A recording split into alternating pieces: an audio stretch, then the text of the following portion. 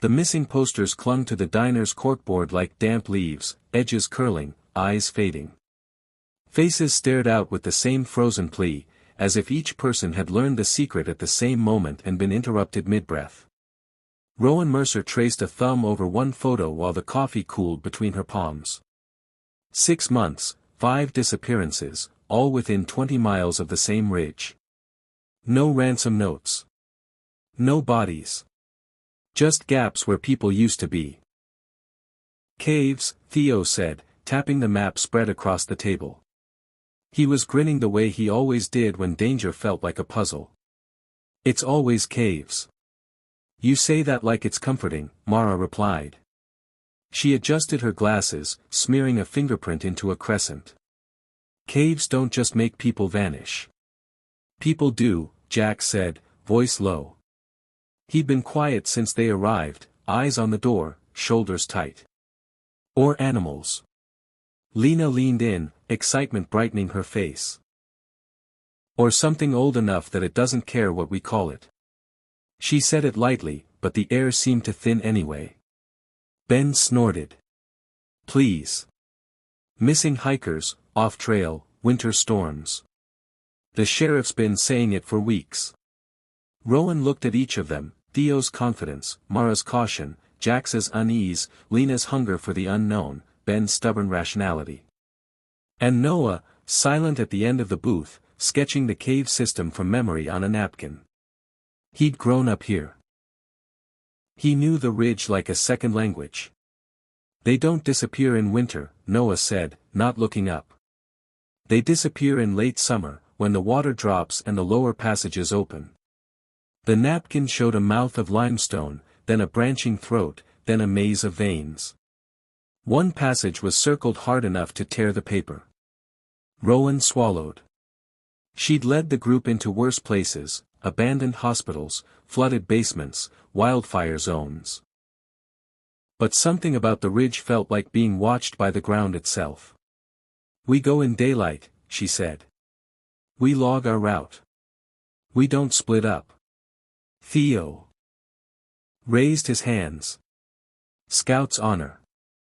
The road to the ridge narrowed into gravel, trees closing in until the sky was a rumor.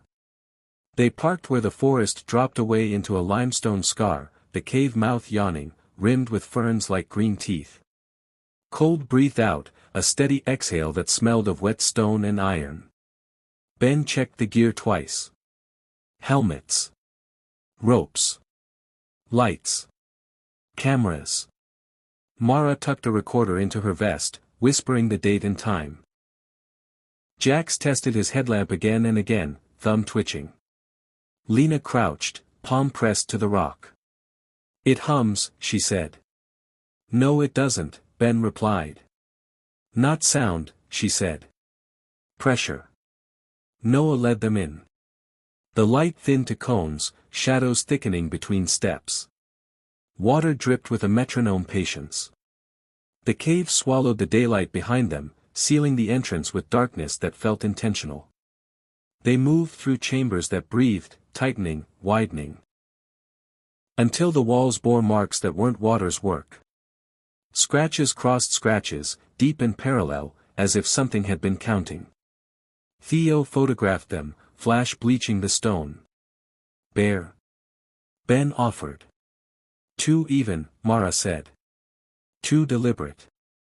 They reached the circled passage. The air changed. Colder. Drier. The floor dipped and rose like a spine.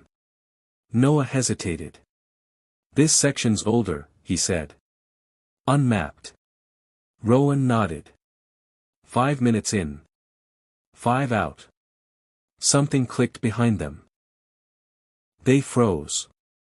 The sound came again, a soft knock, bone on bone. Jax's light wavered. Rockfall? Ben whispered. No, Noah said. That's not how rock falls. From the dark ahead came a smell, sharp and sweet, like old pennies and rot. Lena's breath caught. Her light found a shape half buried in silt, a shoe, cracked sole, laces fused to stone. Inside, a foot that wasn't there anymore. Mara gagged. Theo lowered his camera. Rowan's radio hissed. Then a voice, distant and wrong, spoke Noah's name in a cadence too careful to be human. The cave listened. And far below, something shifted. Its weight, patient as geology, keeping bones the way others kept stories. The voice said Noah's name again, closer this time, each syllable pressed flat, as if shaped by something that had learned speech from leftovers. Rowan lifted a fist. Everyone stilled. The radio hissed, then went dead with a soft pop. That wasn't on the radio, Mara whispered, already knowing the answer. Noah shook his head, jaw tight. There's no reception down here. From somewhere beyond the bend came a wet, methodical sound, tap, drag, tap. Followed by a pause long enough to feel like consideration. Jax's breathing went shallow. Ben's hand found the bear spray on his belt and stayed there, useless comfort. Back, Rowan mouthed. Now. They retreated the way they'd come, lights jittering as boots scraped stone. The cave seemed to shrink with them, ribs tightening, forcing single file. Theo glanced over his shoulder too often, flash strobing the dark into afterimages that lingered like bruises. They reached the chamber with the scratches. Rowan exhaled. Okay. We log the shoe, we leave. The shoe was gone. In its place lay a line of small bones arranged neatly, toe to heel, as if someone had tried to remember how feet were made. Each bone had been scrubbed clean. No blood. No flesh. Just ivory gleam. Mara swallowed hard and hit record. Time, 14:37. Evidence, her voice broke. She steadied it. Evidence relocated. Lena crouched again, closer than she should have been. It keeps them, she said. It cleans them. Ben's laugh came out wrong. No. That's animals. Ants. Water. Theo frowned, studying the arrangement. This is a display. The sound came again, tap, drag, tap, now behind them. Rowan spun. Her light caught a wall where there hadn't been one, limestone folding like skin. Something moved within the rock, a silhouette too tall, too thin, joints bending the wrong way. The smell intensified, metallic and sweet, crawling up the back of her throat. Run, she said. They ran. The passage twisted, sloped downward, then dropped. Noah skidded. Caught himself, shouted directions that blurred into panic. Jax slipped and slammed his knee, a cry torn out of him. Hands grabbed, hauled. The cave amplified everything, turning breath into thunder. They burst into a narrow squeeze, a corkscrew throat that scraped helmets and shoulders. Rowan went first, shoving, then Mara, Theo, Ben, Lena. Jax wedged, gasping. I'm stuck, he said. Rowan braced and pulled. Stone bit into her gloves. Jax screamed, then slid free, sobbing. They spilled into a low chamber and collapsed, lights flaring across walls etched with symbols that weren't symbols so much as records, tally marks gouged deep, hundreds of them, counting something that had happened more than once. The sound stopped. Silence settled, thick and expectant. Theo laughed, hysterical. Did you see it? Did you? Quiet, Noah hissed. Something clicked, closer than before. Not rock. Teeth. The light caught it then. Not a body, not exactly, but a scaffolding of bone wrapped in slick hide the color of old parchment. It unfolded from the ceiling, joints whispering. Its head was a bowl of skull fragments fused together, a crown of mouths. Fingers like ribs flexed, each tipped with a knuckle polished smooth. It watched them with holes that drank light. Mara screamed. The thing tilted its head, listening, delighted. Then it spoke, voice assembled from stolen parts. Stay, it said. Be kept. Ben fired the spray. The orange cloud hit Bone and slid off, hissing uselessly. The creature recoiled, not in pain, but annoyance, and lashed out. A ribbed finger caught Ben's arm. There was a sound like snapping twigs. Ben went down. Rowan grabbed his vest and hauled. Theo swung his camera like a weapon, shattering it against the thing's skull crown. The creature laughed, a cascade of clicking teeth. It reached again, and this time Lena stepped forward. "Names," she said, eyes wide but steady. "It likes names." She began to recite the missing, voice ringing, each name a bell struck in. The dark. The creature froze. Its head cocked, mouths opening and closing, tasting memory. "Now!" Rowan yelled.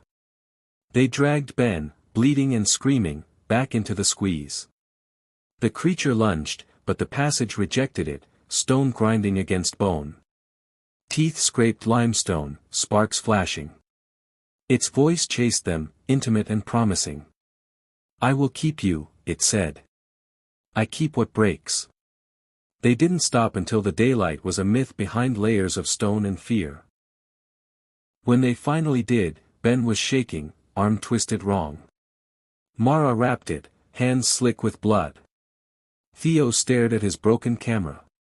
Noah pressed his forehead to the wall, whispering apologies to the cave. Behind them, far below, the tapping resumed, patient, deliberate, as the Bone Keeper counted again. They made camp in a chamber Noah swore had never been there. It was wide enough to sit without touching walls, the ceiling low and smooth as if pressed flat by an enormous palm. The air was stale but still, holding heat the way a closed mouth holds breath. Rowan checked her watch, nearly 3 hours since they'd entered.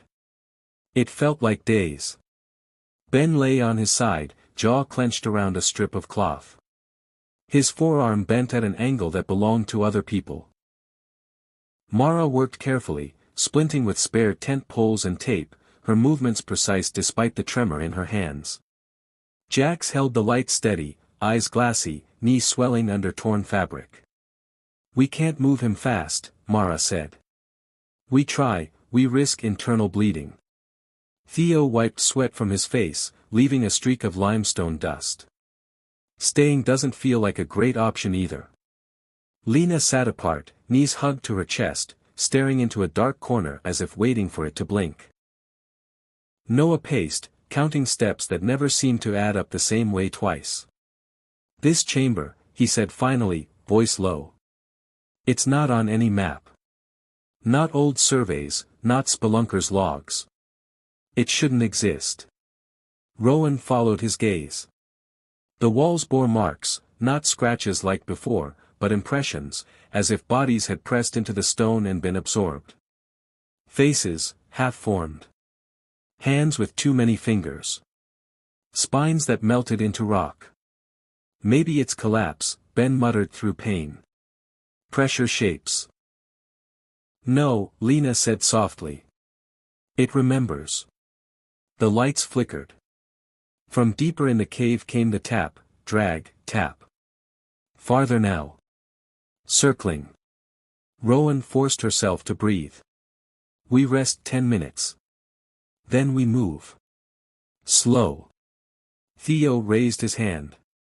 "Before we do, listen." He tilted his head. "Do you hear that?" Under the dripping water, beneath the cave's breath, there was a murmur. Not words. A layered sound, like many people speaking at once through dirt. Mara paled. That's voices." "They're not alive," Lena said. "They're stored." Noah crouched, fingers brushing a wall impression shaped like a ribcage. He flinched, yanking his hand back. "It's warm."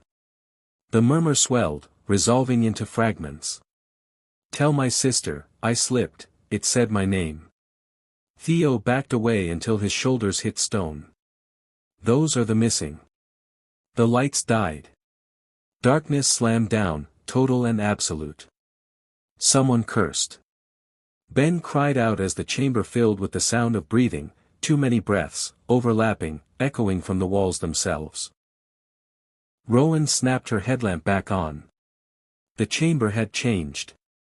The impressions were deeper now, faces more distinct. Eyes opened in stone, mouth stretching, silent screams pushing at limestone lips. The murmur was louder, pleading. Jack sobbed. They're stuck. The tap, drag, tap sounded at the chamber's edge. A shape detached from shadow, unfolding with patient grace. The Bone Keeper did not rush. It never did.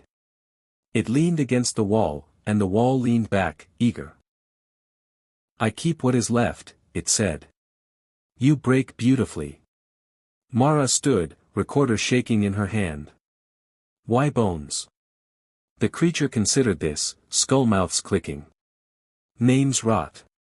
Flesh lies. Bone remembers shape. It stepped closer. Where its foot touched stone, impressions bloomed, fresh and soft.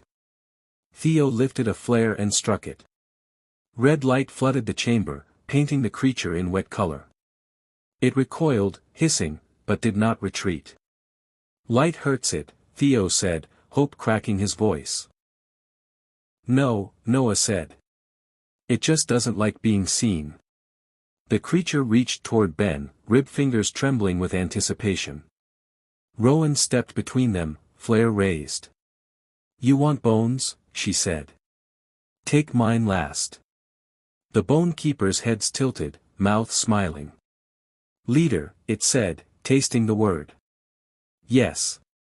Last. Lena moved then, pressing her palms to the wall. She whispered, not names this time, but promises, of remembering, of telling stories, of keeping faces alive in the world above. The murmurs shifted, desperate, surging. The wall bulged. A hand burst free, stone cracking like ice. Then another. The chamber convulsed as figures tore themselves halfway out, torsos fused to rock, eyes wild. The Bone Keeper shrieked, a sound of cracking ossuaries. Now! Rowan shouted.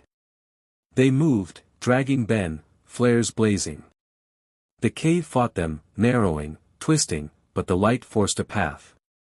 Behind them, the Bone Keeper howled as the trapped dead clawed at it, not to escape, but to be seen. They didn't look back. The passage spat them into a vertical shaft. Noah anchored a rope with shaking hands. One by one they climbed, muscles screaming. The murmurs faded, replaced by furious clicking below. As Rowan hauled herself up last, something seized her ankle. Cold bone. She kicked, flare dropping. In the red light she saw the Keeper's skull crown inches from her face. I keep, it whispered. A hand, human, stone-crusted, grabbed the Keeper's wrist and pulled. The creature screeched, losing balance. Rowan scrambled free, hauling herself up as the shaft swallowed the sound of breaking bone and ancient rage. Above, in the dark, the cave settled. Below, the counting resumed, slower now, angrier, because the Bone Keeper never forgot what escaped. They emerged into a chamber that smelled wrong, not rot, not damp stone, but the sterile sweetness of old museums and burned dust. Noah swore again that it shouldn't exist. The ceiling arched high, ribbed with stalactites polished smooth, as if handled. Along the walls ran shelves. Not shelves carved by people. Shelves grown. Bones lay arranged with obsessive care. Skulls faced outward, jaws wired shut with calcite threads. Femurs stacked by length. Vertebrae strung like prayer beads. Every piece had been scrubbed clean and set in patterns that suggested order without mercy. At the chamber's center stood a pillar built of pelvises fused together, a cairn that hummed faintly, vibrating with remembered weight. Ben retched. Mara turned him away, pressing his face into her shoulder. Jack stood frozen, lips blue, counting under his breath. Theo raised his light and lowered it again, as if the beam itself might offend. This is an archive, Theo said, the word thin. No, Lena replied. It's an inventory. Rowan forced herself to scan the room, cataloging exits. 3 passages, all narrow. One sloped up, one down, one level and black as a bruise.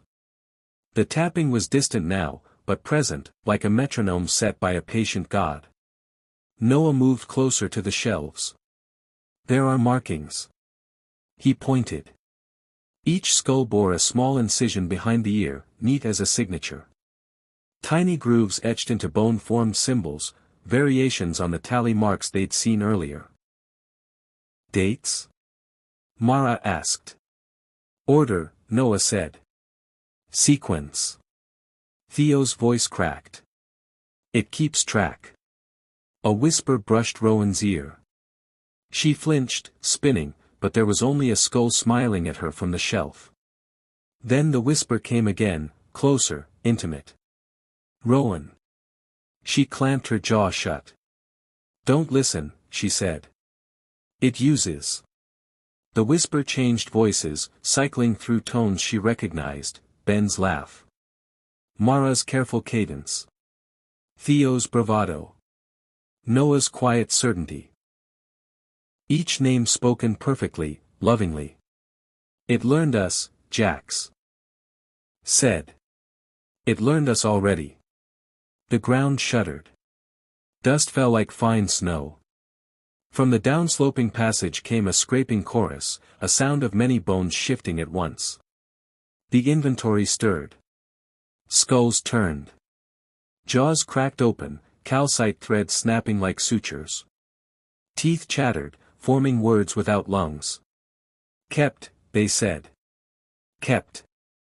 Mara screamed. Rowan grabbed her and shoved toward the upward passage. Move. They ran, dragging Ben, lights bouncing. Hands of bone reached from the shelves, clutching ankles, snagging packs. Theo kicked free, fell, scrambled. Lena lagged, eyes fixed on the pillar. They're still here, she said. Not dead. Not finished. A skull dropped from the shelf and shattered.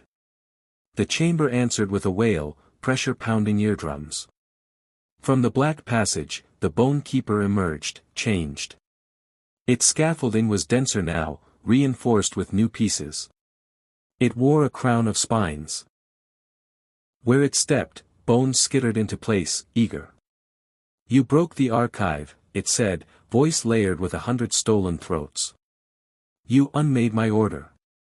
Rowan fired a flare. Red light tore through the chamber. The keeper recoiled, shielding its skull mouths, but pressed on, furious now. It gestured, and the bones answered. They rose.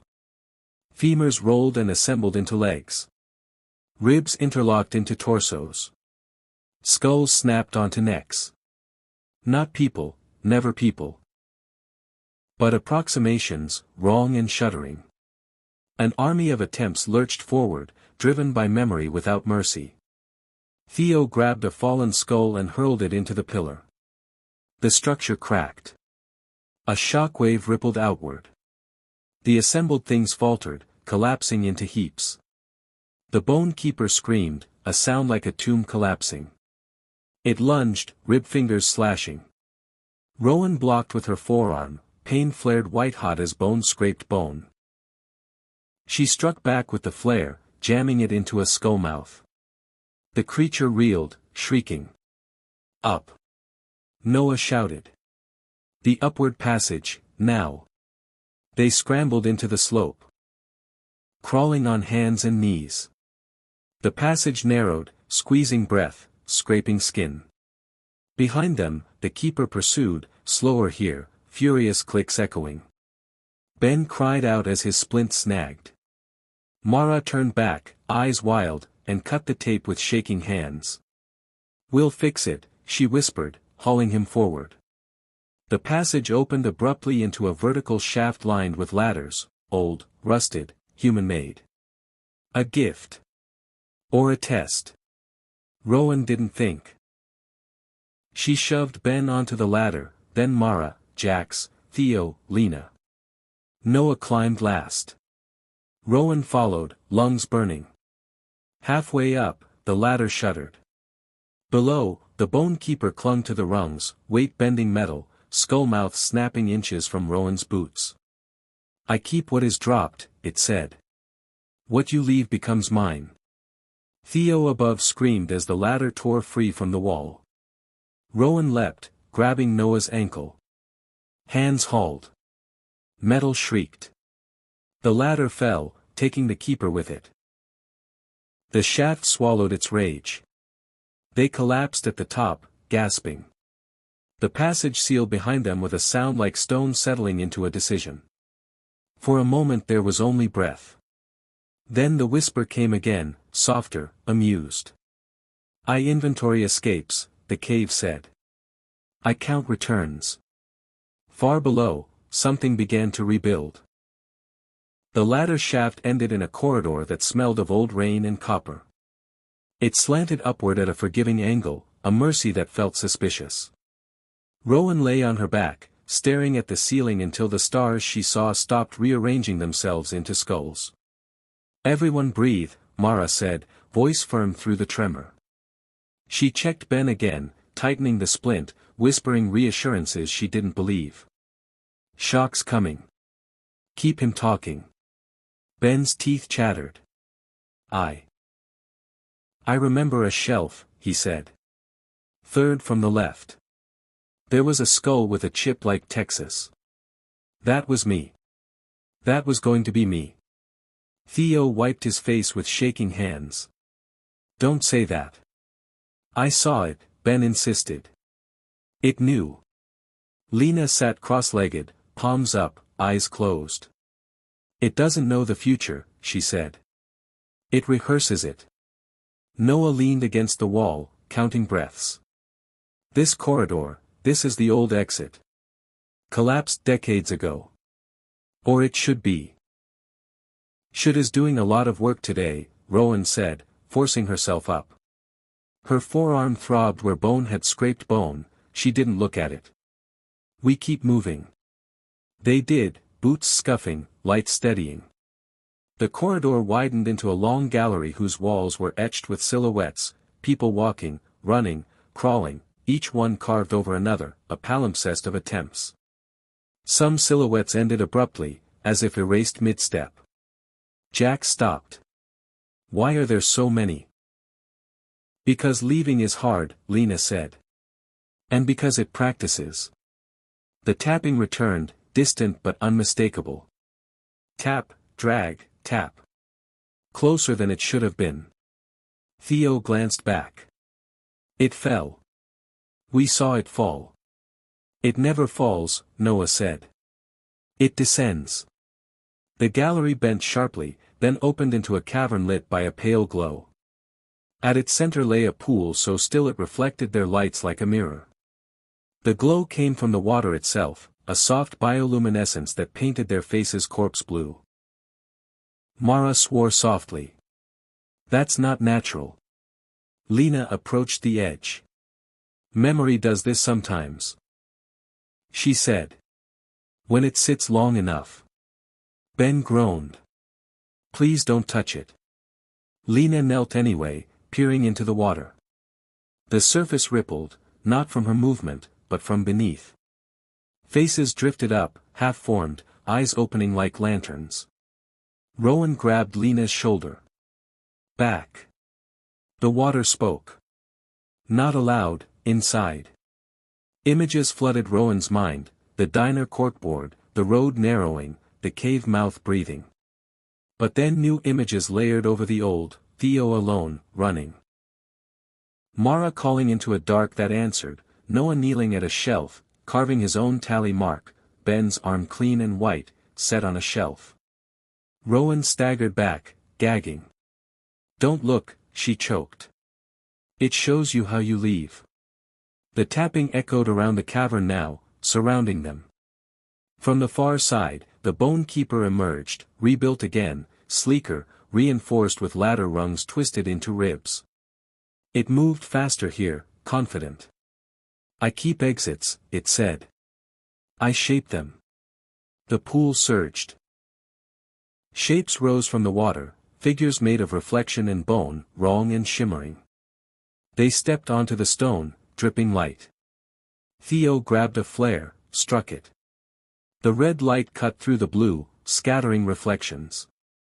The figures recoiled, dissolving back into water with hissing cries. Light splits it, Theo said, breathless. It splits the rehearsals. Rowan nodded. Then we make it choose. She scanned the cavern. 2 exits, one narrow and dry, one sloping down into waterdark. The keeper blocked the dry path, skull mouth smiling. Down, Rowan said. Ben stared at the water. I can't swim with this arm. You float, Mara said, already unbuckling packs, tying them together. We tether. We don't let go. The keeper advanced. Bones clicked into place around it, a cathedral assembling itself. They plunged. The water was colder than pain. It stole breath, slapped lungs flat. Rowan kicked, dragging the line. Lights flickered underwater, beams cutting through glowing faces that pressed close, curious, pleading. Hands. Brushed her ankles. Not pulling, testing. They kicked harder. The tunnel narrowed, scraping shoulders. Ben cried out through the mouthpiece Mara shoved between his teeth. Rowan felt the line tug, Jack slipping, then steady again. Behind them, the water churned. The keeper entered the pool, bone moving through liquid with obscene grace. The glow dimmed where it passed, as if the water were being drained of remembering. Rowan burst into air, coughing, hauling the line. One by one they surfaced into a low, dripping chamber. Noah collapsed, laughing and crying at once. Theo followed, then Jax. Mara surfaced with Ben, holding him like a lifeline. The keeper surged up behind them, skullcrown breaking the surface. Rowan slammed the flare into the water. Steam exploded. The glow flared bright, then went dark. The keeper recoiled, shrieking, retreating into the pool as if burned by forgetting. They scrambled away, dragging themselves through a final crawl that scraped skin raw. The crawl spat them into a fissure where cold air rushed down like a promise. Daylight bled in ahead, thin and unbelievable. They stumbled out onto the ridge, collapsing into pine needles and rock. The cave mouth behind them was smaller than it had been, lips closing, breathing slower. For a moment, there was only sky. Then Rowan heard it, not tapping now, but counting. Inside her head. 1, 2, 3. She pressed her hands over her ears. The cave did not stop. Because the Bone Keeper did not need them inside to keep them. It only needed them to leave something behind. They did not celebrate. They sat on the ridge in a crooked line, mud-streaked and shivering despite the heat, watching the cave mouth the way one watches a sleeping animal, aware that sleep is not the same as safety. The forest sounded wrong now. Too orderly. Birds called in patterns that repeated too cleanly. Mara checked Ben again. His arm was swelling fast, skin tight and shiny. We need a hospital. Now. Rowan nodded, though her gaze stayed fixed on the limestone scar. Cars. Move. As they staggered toward the trail, Noah slowed, brow furrowed. Does anyone else feel lighter? Theo frowned. Lighter how? Like I left something back there, Noah said. Not gear. Not blood. He touched his chest. Like a bone. Jax laughed sharply. Stop. But when they reached the cars, they stopped anyway. 6 packs lay on the ground. 7 helmets. Rowan's breath caught. She counted again. 6 of them. 7 helmets. Whose is that? Mara whispered. No one answered. The extra helmet was scuffed, headlamp cracked, strap chewed through. Inside, etched into the foam, were tally marks, fresh, still chalky with limestone dust. Theo ripped it away and hurled it into the trees. It landed with a dull crack that sounded too much like bone. They drove. The road widened, the forest thinning, daylight doing its best to pretend nothing was wrong. Cell service returned in bars that felt undeserved. Mara called ahead. Sirens met them halfway. Ben was transferred, stabilized, rushed into fluorescent mercy. Rowan stood in the parking lot, hands on knees, fighting the urge to look for shelves. Noah stared at the hospital entrance like it might seal. "It didn't chase us," he said. "Not really. It doesn't need to," Lena replied. She looked worse than any of them, eyes shadowed, lips pale. "It inventories departures. It follows patterns, not people." Theo scoffed weakly. "That's comforting." They split after that. Practicalities took over.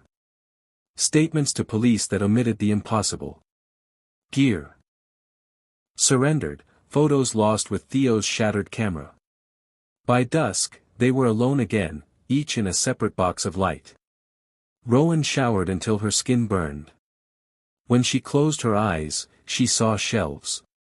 That night, she woke to tapping. Not loud. Not close. Tap.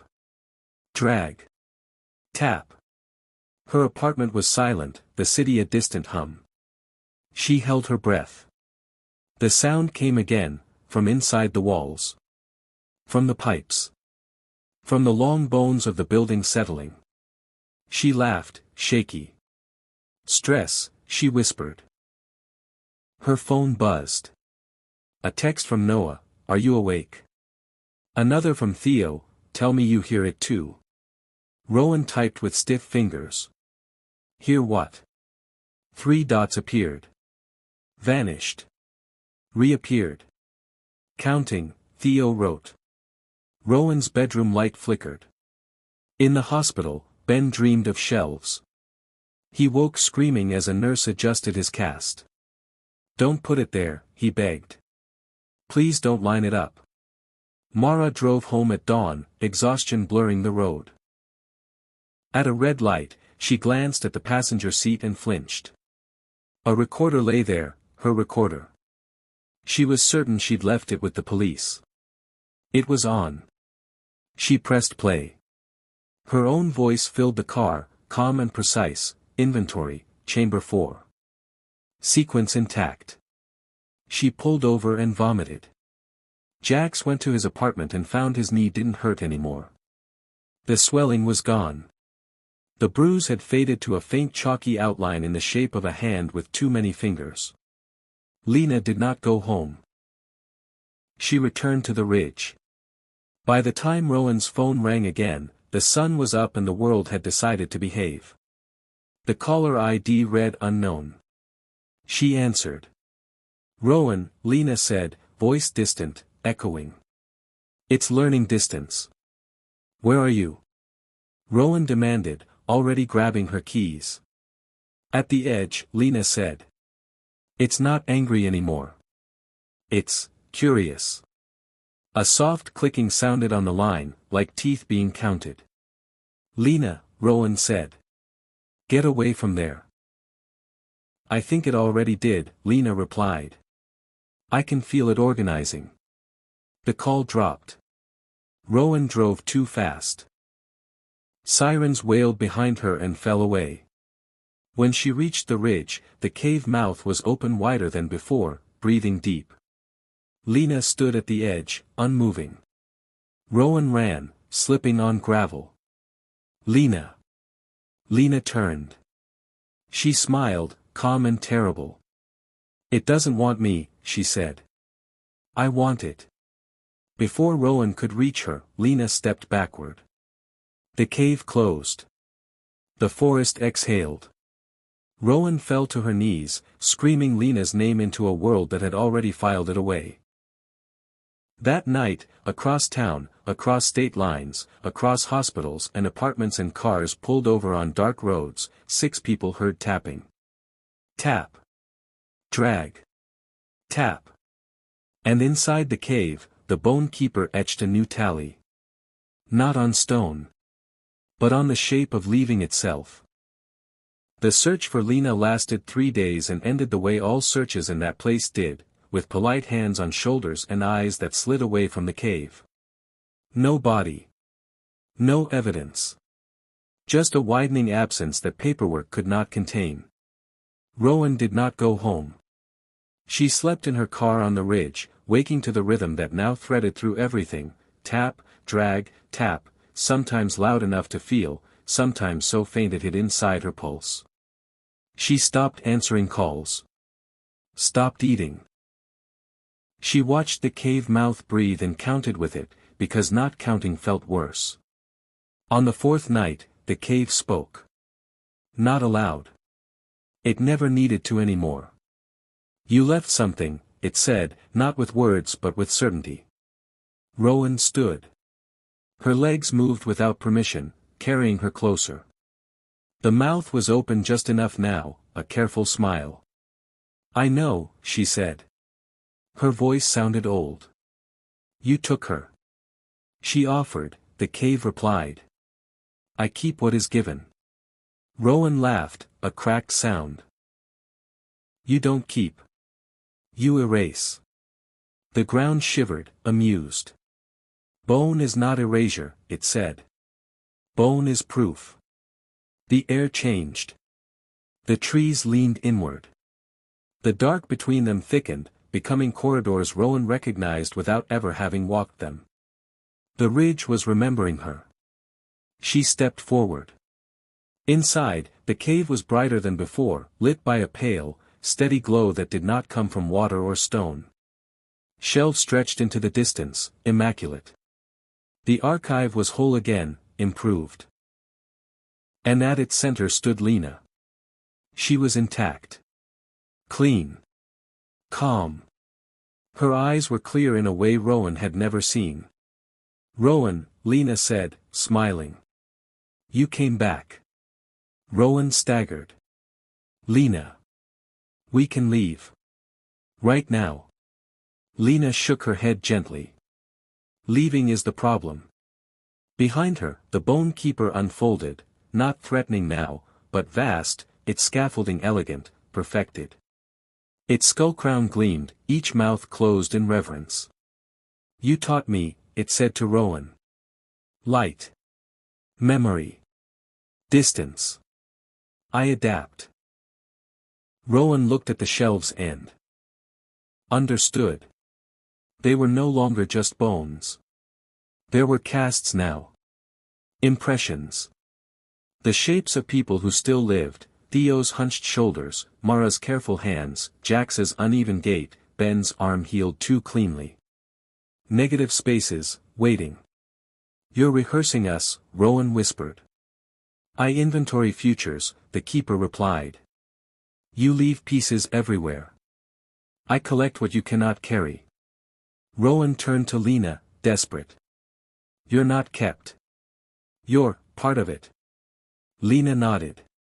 Someone has to translate. It doesn't understand mercy. But it understands structure. You'll never leave, Rowan said. Lena's smile didn't falter. Neither will you. Not really. The tapping grew louder, resolving into footsteps, human ones. From the passage behind Rowan emerged Theo, eyes glassy, moving like a man following a remembered path. Then Mara, recorder clutched in her hand, lips moving silently. Then Jax, limping less than he should have. Then Ben, pale, his cast gone. They lined up without looking at one another. No, Rowan said. You followed it here. We didn't, Theo said flatly. It followed us. We just aligned. The keeper leaned down, close enough that Rowan could see her own reflection warped across fused skulls. You are my outlier, it said. You resist sequence. Let them go, Rowan said. Take me instead. The keeper paused. A rare thing. Leaders are last, it said, almost fondly. The shelves began to hum. The silhouettes along the walls sharpened, filling in. The cave was completing its work. Rowan did the only thing left. She reached into her pocket and pulled out the flare she had kept, the last one, its casing bent and scorched. She struck it. Red light tore through the archive, brighter than before, furious and defiant. Shelves cracked. Impressions screamed. The keeper recoiled, shrieking as memory split and bled. Rowan ran.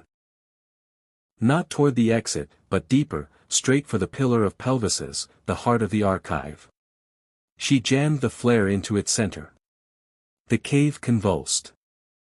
Shelves collapsed. Bones tumbled, losing order, losing sequence. The keeper screamed, not in rage, but in loss. The counting broke, numbers scattering. Rowan felt hands grab her, Theo's, Mara's, Jax's, pulling her back as the floor split. Lena watched from the center, serene. "This is what leaving looks like," Lena said, as the light swallowed her. The collapse chased them, stone screaming, memory tearing itself apart. They ran blind, lungs burning, until the cave spat them out onto the ridge in a roar of dust and broken rhythm. The mouth closed. For a long time, nothing moved. Then birdsong returned, messy, imperfect, alive. They lay there, shaking. Theo laughed and cried. Mara held her recorder and finally snapped it in half. Jax pressed his knee into dirt, grounding himself. Ben breathed, counting without meaning to, then stopped. Rowan stared at the sealed rock. The tapping was gone. Weeks later, the ridge was declared unstable. Fences went up. Signs warned of collapse. People stopped disappearing. Life resumed, uneven and scarred. Sometimes, though, Rowan would wake at night and feel lighter, as if something essential had been burned away. She learned to live with that. Because far beneath the ridge, in chambers no map would ever reach, something lay scattered and broken, unable to count properly anymore. And for the first time in longer than bones remember. Nothing was being kept.